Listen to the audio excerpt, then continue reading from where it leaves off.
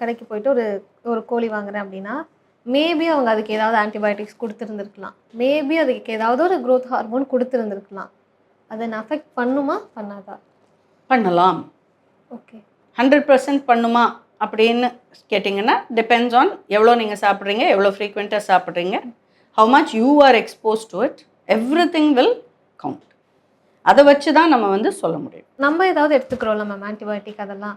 அது ஒரு period of டைமுக்கு அப்புறம் நம்ம உடம்புல இருந்து போயிடும்ல. அது மாதிரி எல்லா அனிமலுக்கும் இருக்கும்ல? கண்டிப்பா கண்டிப்பா. ஓகே.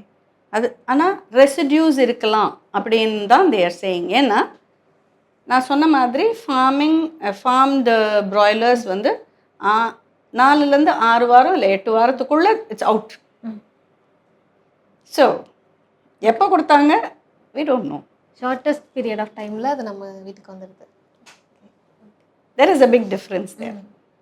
மேம் நீங்கள் இப்போது பேசிகிட்டு இருந்தோம் ஃப்ரை பண்ண சிக்கன் அது மாதிரியெல்லாம். ஆக்சுவலாக சிக்கனை என்ன ஃபார்மில் சாப்பிட்லாம்?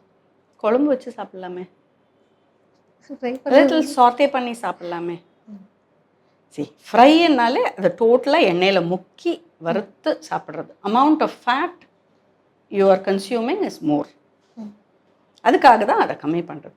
அண்ட் சின்ன குழந்தைகளுக்கு நம்ம சொல்லி கொடுக்குற டேஸ்ட் தான் அது. உப்பாகட்டும், சுகர் ஆகட்டும், ஃப்ரைடு ஃபுட்ஸ் ஆகட்டும், இது டேஸ்ட்டாக இருக்குது, நல்லா இருக்குது அப்படின்னு சொல்லி சொல்லி வளர்த்திங்கன்னா அப்படி தான் இருக்கும்.